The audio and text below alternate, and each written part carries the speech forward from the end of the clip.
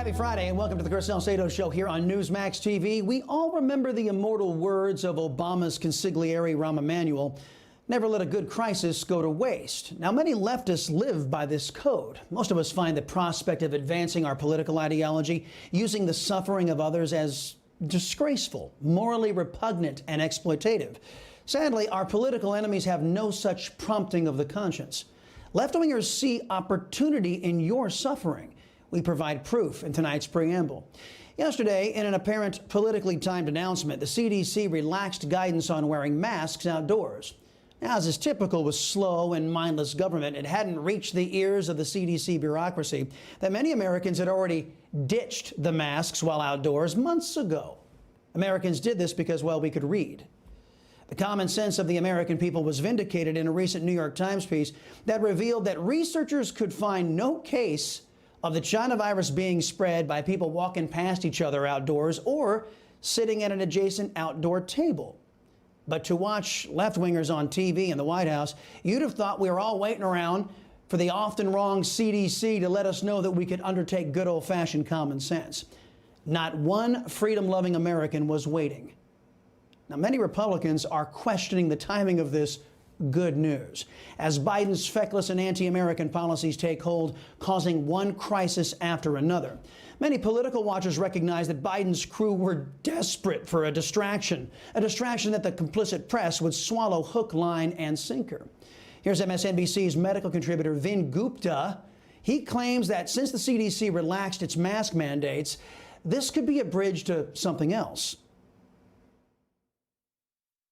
They need concrete plans so they know what to do, what not to do. So I think this is going to provide some momentum for mandates across certain segments of society, especially universities. You see the U.S. military, probably some trade associations like small, medium businesses that in the restaurant industry are going to move towards this because it's cost effective to say, let's create a vaccine bubble. That's obviously going to be controversial. Secondarily, you're seeing friction entering into the system in places like California.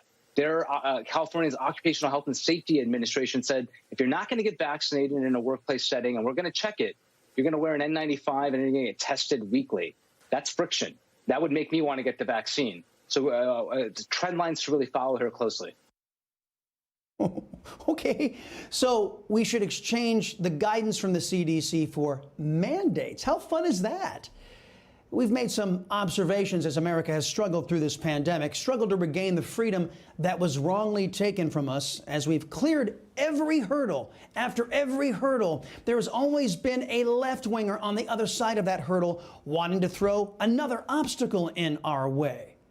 Nicole Wallace, who must be related in some way to Chris Wallace, they certainly think alike, responded to Dr. Gupta with her own special brand of witless totalitarianism.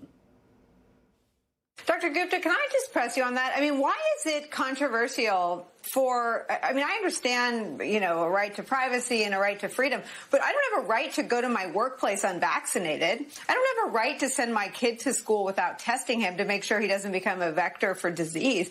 I mean, has this debate gone too far people, sure, you can do what you want, but it doesn't mean you get to go on with your pre-pandemic life if you're not willing to carry your burden in society. What? Excuse me? Oh, she understands rights. She understands freedom, but she really doesn't give a damn about them. Despite constitutional protections, not to mention HIPAA laws, Nicole Wallace of MSNBS says that to get your freedom back, you must carry your burden of society and get a shot. Now, right now, there are a record number of openings in America for jobs, 8 million, I think. Employers can't find workers now. Now, Nicole Wallace says, okay, the debate's over. You can go back to work. You can get your life back. Well, you can do it as long as you do your civic duty. But funny, I don't recall that being discussed by our founding fathers in the Constitutional Convention. I don't remember that part of the Bill of Rights that made our protections from government absolute unless there was a pandemic. Here's another way to look at this. Who would you place your trust in? Ben Franklin, Thomas Jefferson, and James Madison, or MSNBS's mindless twit, Nicole Wallace? And that brings us back to someone who couldn't be farther away from our founding fathers. Well, he might be old enough to have known some of them, but he's not in the same universe when it comes to knowing, articulating, and implementing our founding American principles.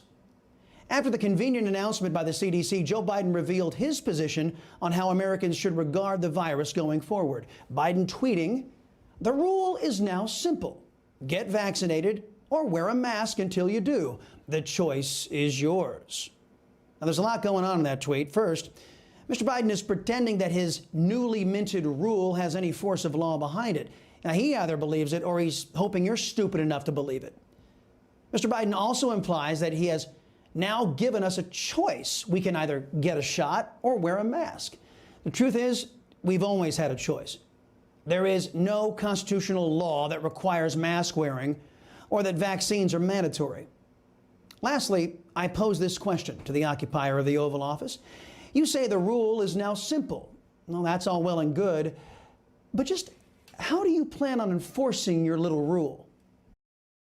Hey, I'm Rob Finnerty. Thanks for watching. If you enjoyed this video, please join the conversation in the comments below. Don't forget to subscribe, too.